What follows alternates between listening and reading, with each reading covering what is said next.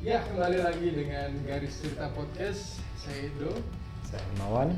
Ya, kali ini kita akan bahas sesuatu yang ada dekat dengan kita, produk properti yang kadang menjadi wajah beberapa kota. Jadi ketika kita datang ke kota itu, bentukan properti tersebut menjadi dominan eksis di kota ini. Ruko adalah satu bentuk properti yang paling sering kita temukan di jalur jalan arteri hampir semua kota di Indonesia ya. Dan itu area-area perdagangan dominasinya ada di bentukan ruko. Mungkin kalau di Jakarta eksistensi bangunan tinggi menjadi lebih dominan dibandingkan ruko, tapi kalau kita bicara kota satelit atau kota-kota besar di wilayah Indonesia lainnya, tentu bentukan ruko adalah yang dominan.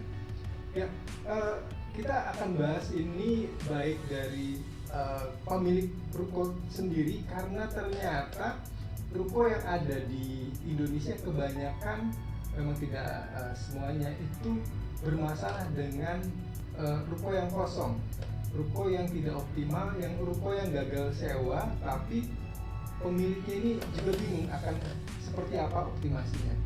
Saya dan Himawan coba diskusi beberapa solusi untuk ruko ini akan sebaiknya dari sudut pandang arsitek seperti apa.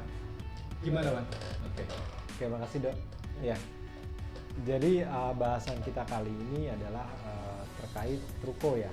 Salah satu tipologi bisnis yang memang menjamur karena kemudahan praktek dan perizinannya ya. Kita bilang ketika seseorang punya dana, dia punya tanah di letaknya dekat dengan komersil, memang cara atau tipe bangunan yang paling mudah adalah ruko. Makanya kenapa ruko menjadi sangat populer. Nah, tapi seiring perjalanan dia menjadi masalah karena bisa jadi setelah itu akan ada oversupply atau ada beberapa aspek yang perlu diperhatikan lagi, dikaji ulang lagi. Di sini gue coba merangkum menjadi 3. Jadi yang pertama adalah harga. Artinya kadang harga ruko itu menjadi tidak kompetitif karena dengan tipe bangunan seperti itu kan dia harus menyewa utuh ya 3 lantai. Nah itu mayoritas menjadi mahal ya. Nah itu sedangkan di area situ mungkin daya sewanya juga masih rendah gitu. Kemudian yang kedua adalah faktor penyewa, siapa yang mau sewa di situ. Nah ini konteksnya sangat erat dengan daerahnya. Misalkan di Bogor itu sangat berbeda dengan di Lampung ya.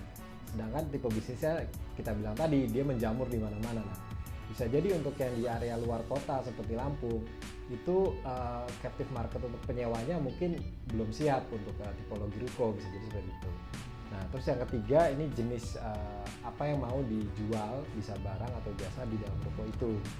Balik lagi ini juga sangat tergantung konteks. Nah, di Bogor sangat beda dengan di Lampung ya. Artinya kalau di Bogor mungkin sudah lebih kota dan kaum kreatifnya mungkin banyak. Di Lampung kan mungkin masih tersebar ya, artinya ada yang kota tapi ada juga yang luar kota. Nah itu perilakunya nanti akan berbeda. Jadi dari 3 item ini nanti akan kita bahas lebih lanjut solusi desain yang setidaknya sangat-sangat bisa membantu pemilik owner untuk terbebas dari hal yang mereka bingung akan mau diapakan ruko ini gitu.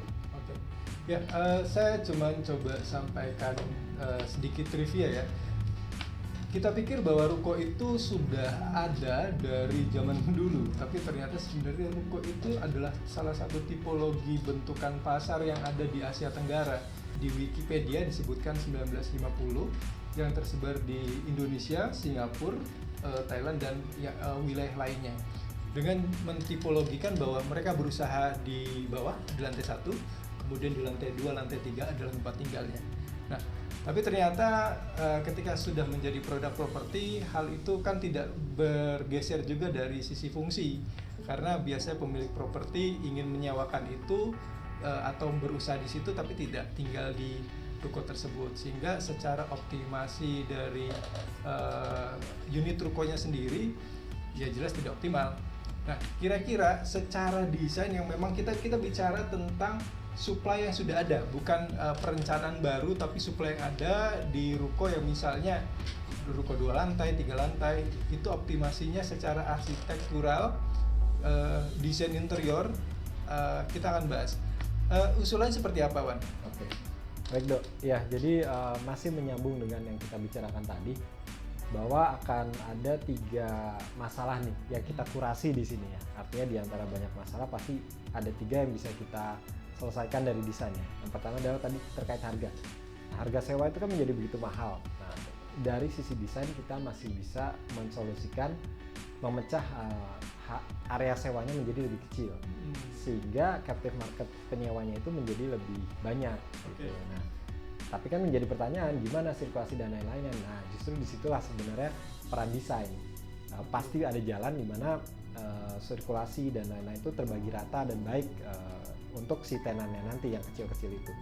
Nah, yang kedua adalah dari penyewanya sendiri tadi yang kita bilang ya. Artinya dari analisa siapa yang bisa menyewa di situ. Nah, dari sisi desain kita mulai mentransformasi juga. Jadi let's say misalkan di area Bogor, kita sebut konteks Bogor ya, kota yang kreatif dan banyak orang yang juga mau sewa. Nah, dari penyewa ini kita bisa melihat let's say kaum kreatifnya banyak, sehingga untuk orang mau menyewa selain harga murah, unsur desain juga diperlukan di sini. Artinya kita bisa membuat di dalam ruko itu ada area-area yang kreatif, area yang berkumpul, komunal. Jadi let's say ada fasilitas makan bersama, terus ada di rooftop bisa jadi acara event, plus mungkin ada sedikit amphitheater di mana beberapa orang bisa saling presentasi dan terkoneksi. Ini sangat-sangat jadi aspek penting untuk menarik penyewa sih kalau dari ini. Dan yang ketiga terakhir adalah tergantung jenis bisnis yang ditawarkan ya mereka usaha di situ. Jadi memang kita bilang setelah kita menarik minat ya, kita juga harus tahu kebutuhan si penyewa itu apa saja yang mereka usahakan di situ kan. Jadi let's say untuk di sini kita bisa bikin open space itu yang untuk jenis-jenis pekerjaan yang dia nggak butuh setiap hari di situ, co-working lah istilahnya sekarang. Kemudian untuk yang kubikel mungkin orang yang ingin punya alamat dan punya ajak di situ ya, dia bisa kita sediakan kubikel office. Plus kemudian untuk mungkin ada sedikit tenan-tenan yang menjual makanan atau apa, bisa kita letakkan di fasilitas bersama di bawah. Ada coffee shop, dia bisa join di situ, atau satu coffee shop sewa penuh bisa juga. Jadi sangat-sangat menarik adalah kita mau bicara di sini adalah dalam mendesain kita selalu mencoba menarik riset dulu di depan bahwa ada hal-hal yang harus kita pelajari sebelum kita menentukan oh desainnya seperti ini. Kurang lebih itu sih. Oke, jadi kalau gambarannya dibandingkan kita sebagai owner berusaha untuk mencari satu captive market, let's say bank, finance atau perusahaan yang membutuhkan dari jumlah karyawan yang banyak, tapi ternyata nggak dapat, lebih baik unit rukonya dibagi-bagi per lantai yang disewa secara hitungan bisnis masih memungkinkan itu tetap kompetitif ya. Dibandingkan kita berusaha tapi setahun 2 tahun tidak dapat penyewa, dan itu juga kan dari PBB kemudian maintenance juga jadi beban dari pemiliknya. Nah, kira-kira karena kalau saya dipikir bahwa unit ruko yang tadi disampaikan itu satu jenis tipologi penyelesaian optimasi dari ruko. Kira-kira di kedepannya ada bahasan lagi nggak? Karena memang yang saya pikir mungkin nggak semua semua lokasi atau daerah bisa work dengan konsep yang tadi disampaikan. Ya. Baik, jadi benar banget Dok, bahwa setiap desain itu pasti berangkat dari setiap masalah yang konteksnya beda-beda, nggak bisa dipukul rata. Artinya kita tidak hanya menyelesaikan dari sisi gambar yang bagus, tampaknya yang bagus, bahwa di sini kita juga harus perlu meriset. Nah, yang menarik adalah memang kedepannya akan banyak adaptasi sih kita bilangnya.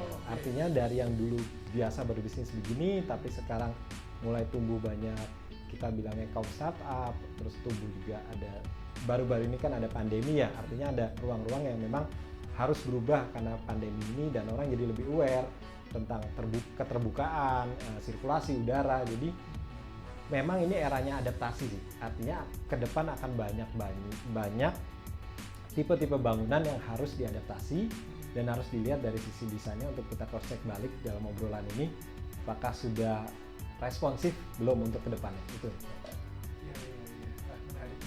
Tapi memang seperti ini kita bahasan ruko ini nggak hanya berhenti tentang yang sudah disampaikan. Kita akan coba kedepannya bahas misalnya tentang klinik seperti apa, bengkel yang di ruko seperti apa, atau hal-hal yang nanti mungkin bisa ditanyakan juga ke kita diskusikan, coba penyelesaian seperti apa nanti kita akan bahas di pembahasan berikutnya ya. Oke. Ya, kira-kira itu. Ada tambahan atau memang kita close untuk garis cerita podcast kali ini? Semoga hal ini membawa inspirasi, membawa masukan bagi pemilik ruko yang mungkin mencari ide penyelesaian terhadap unit propertinya. Ya, terima kasih. Sampai jumpa.